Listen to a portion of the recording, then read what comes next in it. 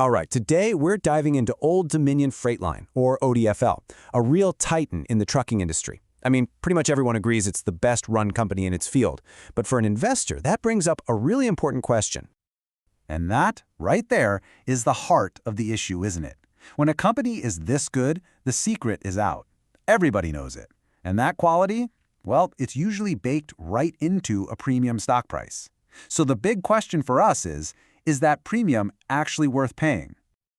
So first up, let's get a handle on what Old Dominion actually does, and why it presents such a fascinating puzzle for anyone looking to invest.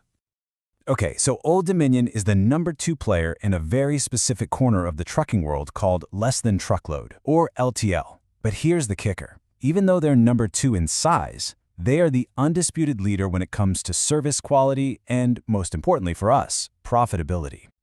So, what in the world is LTL? Honestly, the best way to think about it is like a carpool for cargo.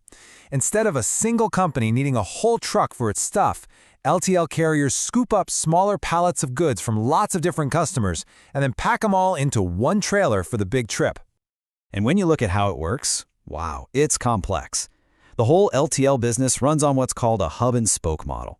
It's this massive daily logistical ballet of picking up freight, sorting it, driving it hundreds of miles, resorting it, and then finally delivering thousands of shipments. To pull this off, you need an incredibly dense network and just flawless execution. So how does all that complexity actually build the case for Old Dominion's dominance? Well, let's dig into the bull case and see why so many people think this company is just in a league of its own. It really starts with this one number, 99%.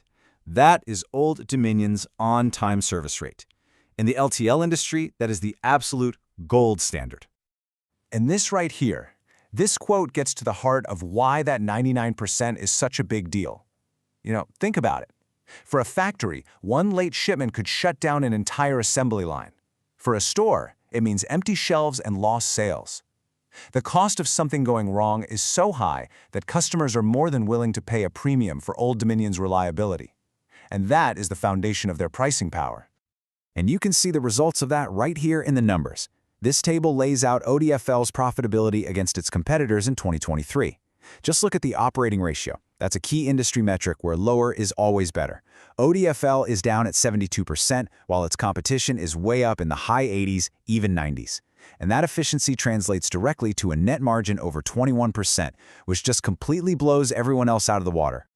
So you put all of this together, and what you get is this massive economic moat protecting the business. You've got a dense network of service centers that's incredibly hard to replicate, a super efficient non-union operation, that proven pricing power we just saw, and a rock-solid balance sheet with almost no debt. It's a really powerful, self-reinforcing system.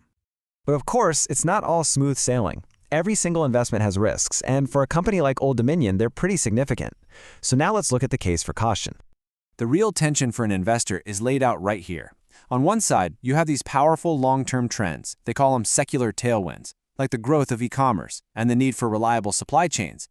But on the other side, you have some very real short-term cyclical risks. The trucking industry, at its core, lives and dies by the health of the wider economy.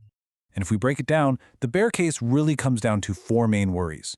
First, the business is highly cyclical. Second, the stock's valuation is so high that it demands near-perfect execution. There's just no room for error. Third, new environmental regulations could be extremely expensive. And finally, of course, you've always got to worry about competition. Okay, so we've got the bull case and the bear case. And as luck would have it, we just lived through a perfect real-world stress test, the big freight recession from 2022 to 2024. This really put both of those theories to the test. All right, first up, volume. As the economy started to soften, demand for freight just fell off a cliff. You can see it plain as day here. ODFL's daily tonnage took a painful 9.5% hit in 2023 and kept on falling in 2024. So the bear case about the economy, it was definitely proving true. But then you look at this, and this is where it gets really interesting. During that exact same period of falling volumes, Old Dominion was still raising its prices, up over 6% in 2023 and up again in 2024. This is the bull case in action right here. The ability to demand higher prices, even in a weak market, is the ultimate proof of a superior service and a seriously powerful competitive advantage. So this brings us right back to where we started, to the central question for any potential investor. We've seen the quality, we've seen the resilience, but is that premium price tag actually justified? And there's no doubt that quality comes with a hefty price tag. If you look at the valuation multiples, ODFL trades at around 29 times what it's expected to earn next year, compared to 20 for the rest of the sector. On an EV to EBITDA basis, the premium is even more obvious. There's just no question about it, you are paying up for this quality. And so, in the end, the entire investment case really boils down to this one dilemma. The bulls will tell you you're paying a fair premium for unmatched quality, a safer balance sheet, and that proven pricing power. The bears, on the other hand, will argue that you're just paying way too much for a company in a cyclical industry, leaving yourself no margin of safety if things go wrong.